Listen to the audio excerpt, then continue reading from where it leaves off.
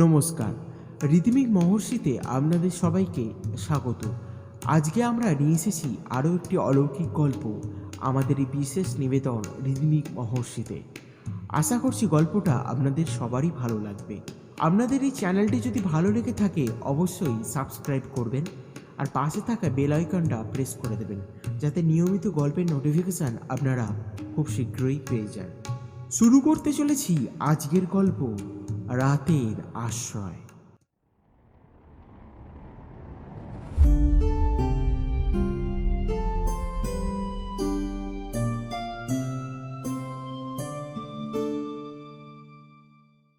প্রত্যেকটা মানুষের জীবনের টাকা রোজগারের একটি পথ খুবই গুরুত্বপূর্ণ। তাই আমিও একটা চাকরি করতে রাজি হয়ে গেলাম। আমার চাকরিটাই এরকম, এক জায়গা থেকে আর এক জায়গায় ঘুরে বেড়ানো, ব্যাংকের হিসেব দেখে। কোথাও 3-4 দিনে কাজ হয়ে যায়, কোথাও আবার দিন কুড়িও লেগে যায়। এটা নির্ভর করে ব্যাংকের হিসেবের জট কতটা পাকিয়েছে তার উপর। আগে ব্যাংকের শাখা কেবল বড় বড় শহরেই থাকতো, কিন্তু এখন চাষিদের সুবিধের জন্য আধা শহরেও গ্রামেও শাখা হয়েছে। আমাকে বেশিরভাগ সময় আধা শহরেই যেতে হতো। এই ধরনের কাজে একবার আমায় নির্জনপুরে যেতে হয়েছিল। সকালে অফিসে গিয়ে শুনলাম বেলা 4টের গাড়িতে রওনা হতে হবে। আমার এক বস্তার বিছানা গোছানোই থাকতো। সুটকেস গুছিয়ে নিয়ে ট্রেনে চড়ে বসলাম। নির্জনপুর স্টেশনে যখন নামলাম সন্ধে হয়ে এসেছে। চারিদিকে কেরোসিনের আলো জ্বলে উঠেছে। রাস্তায় লোক চলাচল বিশেষ নেই। ব্যাংক থেকে একটি লোক আমায় নিতে এসেছিল। আমরা দুজনে সাইকেল রিক্সায় চড়ে বসলাম। কিছুটা গিয়ে একতলা লাল রঙের বাড়ির সামনে পৌঁছালাম। সঙ্গে লোকটি বলল, আরে নামুন স্যার, আপনার এখানেই থাকার ব্যবস্থা করা হয়েছে। 2খানা ঘর, মাঝখানে ছোট্ট উঠোন, পাশে ছোট্ট রান্নাঘর। একজনের পক্ষে যথেষ্ট। দরজার কাছে একটি লোক বসেছিল। সে আমাদের দেখে উঠে দাঁড়ালো। ব্যাংকের লোকটি বলল, হ্যাঁ, ওই যে ওকে দেখছেন স্যার, ওই আপনার রান্না বান্না, বাসন মাজা, ঘরদোর পরিষ্কার ওই সব করে দেবে। রাত 9টার মধ্যে খাওয়া দাওয়া শেষ করে শোয়ার আয়োজন করলাম। কাজের লোকটা চলে গেছে। এখান থেকে তার বাড়ি 6 মাইল দূরে। আবার কাল ভোর 6টায় আসবে। শোয়ার 10 মিনিটের মধ্যেই পেটের যন্ত্রণা শুরু হলো। অসহ্য যন্ত্রণা। শরীর একেবারে কুঁকড়ে যায়, মনে হয় দম বন্ধ হয়ে যাবে। এরকম আমার মাঝে মাঝেই হয়, সেই জন্য সবসময় ওষুধ কাছে রাখি। হারিকেনের শিকাটা বাড়ি দিয়ে সুটকেসটা খুললাম। তন্ন তন্ন করে খুঁজলাম। সর্বনাশ, ওষুধের শিশিটা ফেলে এসেছি। বেশ মনে আছে, শিশিতে গোটা 8 বড়ি ছিল। এখন উপায়? বিছানায় শুয়ে ছটপট করতে করতে হঠাৎ মনে পড়ল আসবার সময় একটা ডাক্তারখানা চোখে পড়েছিল। ডাক্তারখানার নামটা বড়ই অদ্ভুত, বিশ্রাম ঘর। তখন ডাক্তারখানা বন্ধ ছিল। হাত ঘড়িতে দেখলাম 9টা 40। এত রাতে এই মফস্বল শহরে ডাক্তারখানা কি খোলা থাকবে? যাই হোক, আমায় একবার চেষ্টা করে দেখতেই হবে। যন্ত্রণা কমে অসহ্য হয়ে উঠেছে। যদি ডাক্তারখানা বন্ধ হয়ে গিয়ে থাকে তাহলে খোঁজ করে দেখতে হবে ডাক্তার হয়তো ওই বাড়িতেই থাকে। দরজা ধাক্কা দিয়ে তাকে উঠিয়ে একটা ব্যবস্থা করতে হবে। কোনো রকমে উঠে দরজায় তালা লাগিয়ে রাস্তায় এসে দাঁড়ালাম। চারিদিকে অন্ধকার। রাস্তার বাতিগুলো নিভিয়ে দিয়েছে। 2 হাতে পেট চেপে প্রায় কুঁজো হয়ে এগিয়ে গেলাম। বরাত ভালো, বিশ্রাম ঘর অর্থাৎ ডাক্তারখানা খোলা আছে। টিমটিমে আলো দেখা যাচ্ছে। ঢুকতেই দেখা হয়ে গেল পরনে কালো রঙের স্যুট, কালো রঙের টাই, ময়লা তেলচিটে অবস্থা। মাথায় এক ঝাংড়া পাকা চুল একদম কাঁধ পর্যন্ত নেমে এসেছে। তোবড়ানো মুখ আর 2টি চোখ রক্তের মতো লাল। ডাক্তার আমায় প্রশ্ন করলো, কি চাই? রোগা চেহারা হলে কি হবে? বাজখাই গলার স্বর। পেটের যন্ত্রণার কথা তাকে বললাম। আমার কথা শেষ হওয়ার আগেই ডাক্তার ধমক দিয়ে উঠল। বুঝেছি বুঝেছি, অম্লচুল। বসুন, ওই বেঞ্চটা গিয়ে বসুন, যান। বসলাম। ডাক্তার পিছনের কাঁচ ভাঙা আলমারি থেকে একটা শিশি বের করে কাগজে ঢেলে আমায় দিয়ে বলল, খেয়ে নিন। তামাকের গুঁড়োর মতো কালো রং, বিশ্রী গন্ধ। ভয় হলো, কেমন ডাক্তার জানি না, কি ওষুধ ঠিক নেই, খাওয়াটা কি ঠিক হবে? সন্দেহ হলে ফেলে দিন, খেতে হবে না। ডাক্তার গর্জন করে উঠল। টেবিল, বেঞ্চ, আলমারি সেই আওয়াজে থরথর করে কেঁপে উঠল। সঙ্গে সঙ্গে আমি ওষুধটা গালে ঢেলে দিলাম। কি আশ্চর্য, মিনিট পাঁচেকও লাগলো না, ব্যথাটা একেবারে সেরে গেল।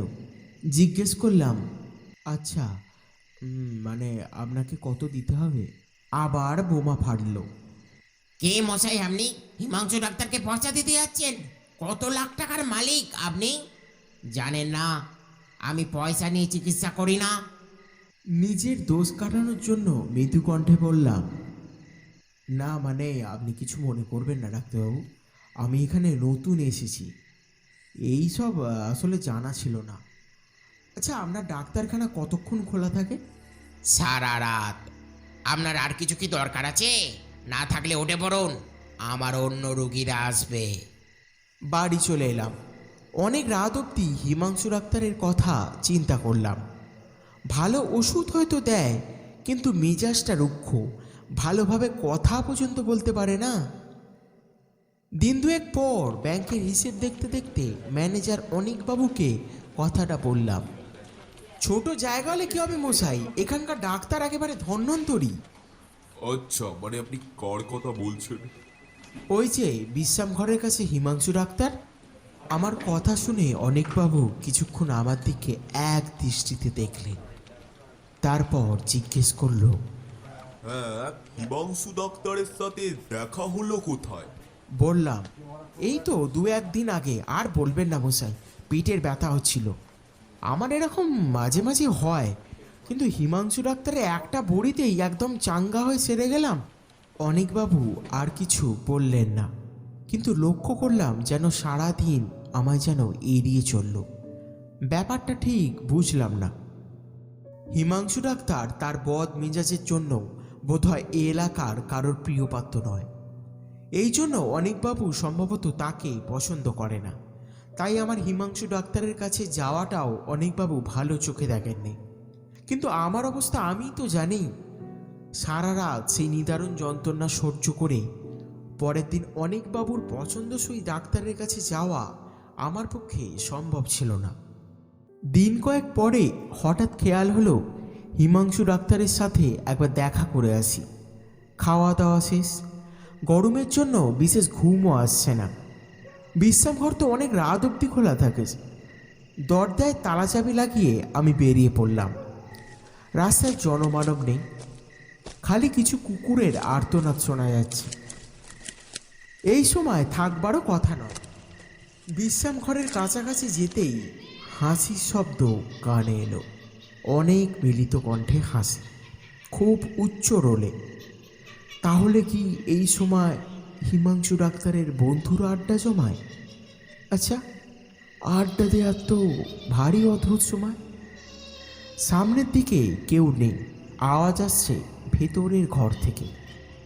ঘরও ঠিক বলা যায় না, আলমারি দিয়ে একটি ঘরই আলাদা করা। কৌতূহল হলো, আলমারির ফাঁক দিয়ে ভেতরে উঁকি দিলাম।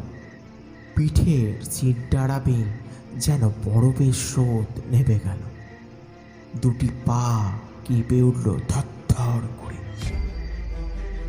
টেবিলের উপর একটা কঙ্কাল শুয়ে হিমাংশু ডাক্তার স্টেথোস্কোপ দিয়ে তার বুক পরীক্ষা করতে করতে বলছে, মগ ডালে বেরিও না, তোমার বুকের হাড় খুবই দুর্বল, কোন দিন ভট করে ভেঙে যাবে। প্লাস্টার করে শুয়ে রাখবো, তখন মজাটা টের পাবে। হিমাংশু ডাক্তারের কথা শুনে সে কঙ্কালটার কি বিভৎস হাসি।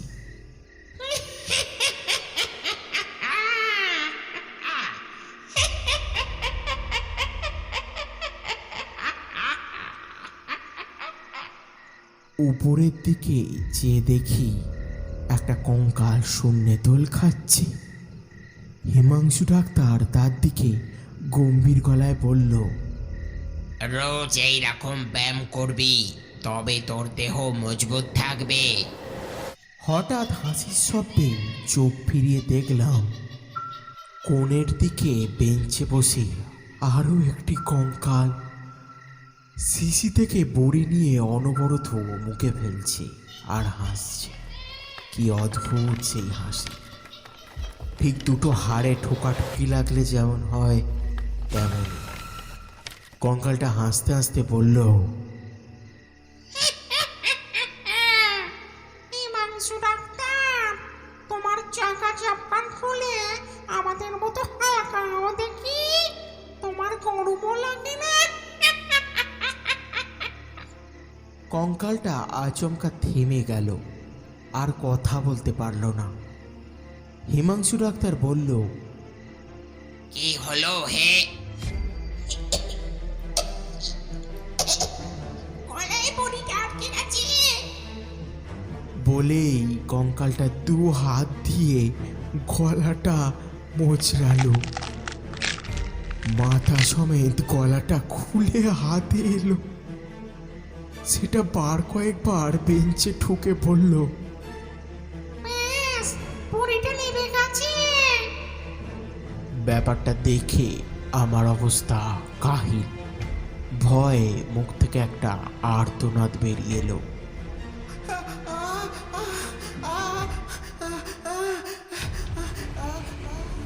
সঙ্গে সঙ্গে সবগুলো কঙ্কাল সমস্বরে চেঁচিয়ে উঠল।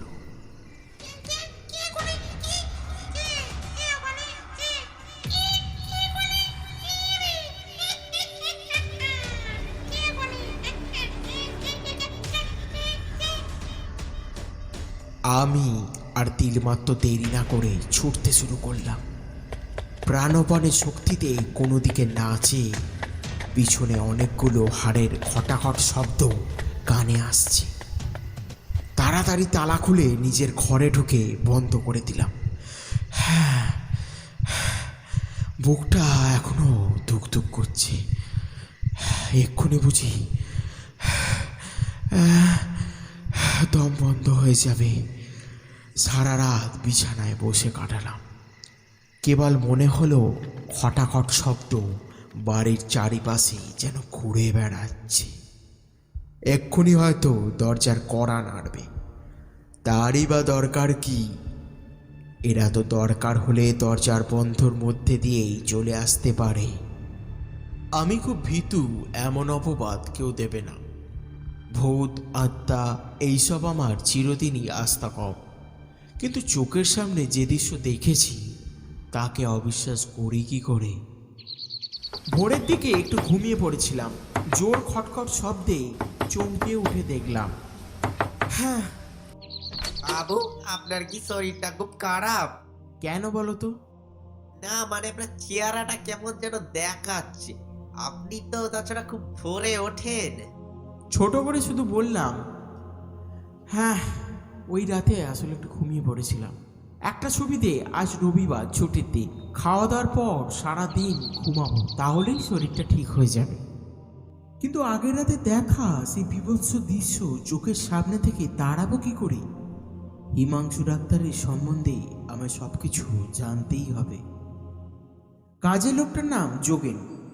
যখন যোগেন দুপুরের ভাতের থালা দিল, তখন তাকে প্রশ্ন করলাম, আচ্ছা যোগেন, তুমি কতদিন এখানে আছো? কোথায় বাবু? এই এখানে নির্জনপুরে। তা ধরুন 20-22 বছর তো হবেই বাবু। কেন বলুন তো? তুমি হিমাংশু ডাক্তারকে চেনো? হিমাংশু ডাক্তারের নামটা কানে যেতেই যোগেনের মুখের চেহারা ফ্যাকাশে হয়ে গেল। চোখের দৃষ্টিতে একটা ভয়ের ছাপ। চিনতাম বাবু, উনি এই এলাকার নাম করা ডাক্তার ছিলেন। ওর ঔষধ যেন কথা বলতো। ছিলেন বলছো কেন? এখন নেই? না বাবু, বছর 5 হলেন মারা গেছে। মানে সে কি? হ্যাঁ বাবু, 4 বন্ধু মিলে দাবা খেলছিলেন। হঠাৎ করে ঝড় উঠেছে। যেমন হাওয়ার জোর তেমন বৃষ্টির দাপট। কত বাড়ির চাল কত গাছে উপড়ে পড়েছিল তার কোনো ঠিকানা নেই। বিশ্রাম ঘরের পাশে একটা মস্ত বিরাট বট গাছ ছিল। সেই বট গাছ শেকড় সমেত উপড়ে পড়েছিল বিশ্রাম ঘরের ছাদে। ব্যাস, হিমাংশু ডাক্তার ও তার 3 বন্ধু ক্ষত। কেউ চেঁচাবার অকাত পায়নি। শিকড় সমেত এমন ভাবে তাদের বডি জড়িয়ে গিয়েছিল যে পরে বডি কেটে বার করতে হয়েছিল। আমি বাধা দিয়ে বললাম, কিন্তু আমি তো দেখেছি হিমাংশু ডাক্তারকে। অনেকেই দেখেন বাবু, রাত্রিতে বিশ্রাম ঘরের পাশ দিয়ে যাদের যেতে হয় তারাই দেখে। হিমাংশু ডাক্তার বন্ধুদের ওষুধ দিচ্ছে কিংবা 4-5 জন মিলে দাবা খেলছে। তাছাড়া দিনের বেলাতেও দেখা যায় বিশ্রাম ঘরের পাশের বেলগাছটা ঝড় নেই বাতাস নেই, খুব দুলছে। ওই গাছেই ওদের বাস, বুঝলেন বাবু? কথাটা শেষ করে যোগেন 2টি হাত কপালে ঠেকালো। হরি হরি হরি রাধা কৃষ্ণ। চুপ করে শুনে গেলাম।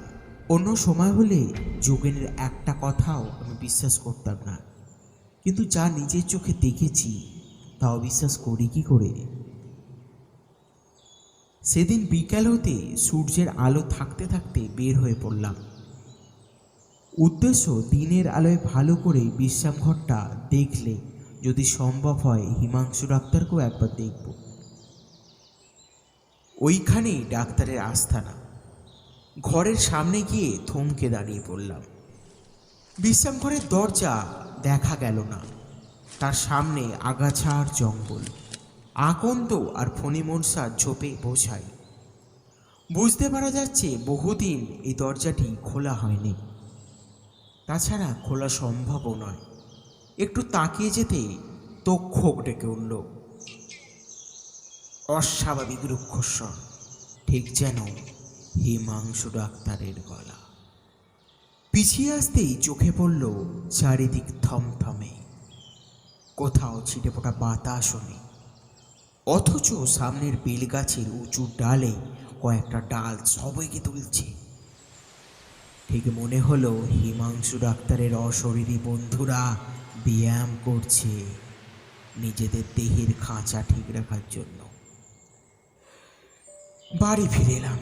বিশ্রামঘরের কাছাকাছি থাকতে আর সাহস হলো না, নির্জনপুরেও নয়। শরীর হঠাৎ খুব খারাপ হয়ে পড়েছে, এখানে থাকা সম্ভব নয়। এই কথা চিঠিতে লিখে আমি বললাম যোগেনকে পরের দিন ম্যানেজারের হাতে চিঠিটা দিতে। সন্ধ্যার মুখেই সাইকেল রিক্সা ডেকে বিছানা সুটকেস নিয়ে স্টেশনের দিকে রওনা হয়ে পড়লাম। আমার পক্ষে নির্জনপুরে থাকা আর সম্ভব নয়, যে দৃশ্য আমি দেখেছি। আবার যদি কোনো রাতে পেটে যন্ত্রণা শুরু হয় তাহলে যন্ত্রণায় পাগল হয়ে সব ভুলে হিমাংশু ডাক্তারের কাছে গিয়েই দাঁড়াবো। কিন্তু তার দেওয়া ঔষধ কি আর খেতে পারবো? খেতে কি সাহস হবে? এতক্ষণ আপনারা শুনছিলেন রাতের আশ্রয়। রচনায় আমি মহর্ষি, গল্প পাঠের ভূমিকায় যোগেন, অনিক এবং ব্যাংকের লোকটির ভূমিকায় শুভম, কঙ্কাল গল্পকথক এবং ডাক্তারের ভূমিকায় আমি মহর্ষি, গল্পের সূত্রধর আমি মহর্ষি, ধ্বনি পরিকল্পনা ও অবসঙ্গীত মহর্ষি এবং অর্পিতা, পোস্টার ডিজাইনার মহর্ষি, স্পেশাল অ্যাসিস্ট্যান্ট রিদিমিক টিম, পূর্ব পরিকল্পনায় রিদিমিক মহর্ষি। শেষ হলো আমার লেখা রাতের আশ্রয়। আগামী সপ্তাহে আরও একটি রোমাঞ্চকর এবং ভয়ানক গল্প নিয়ে হাজির হতে চলেছে আমাদের এই বিশেষ নিবেদন রিদিমিক মহর্ষি। আশা করব গল্পটি আপনাদের অতি ভালো লেগেছে। যদি ভালো লেগে দিয়ে থাকে তাহলে অবশ্যই চ্যানেলটিকে সাবস্ক্রাইব করবেন আর পাশে থাকা বেল আইকনটা প্রেস করে দেবেন, যাতে নিয়মিত নোটিফিকেশান আপনারা অবশ্যই পেয়ে যান। নমস্কার।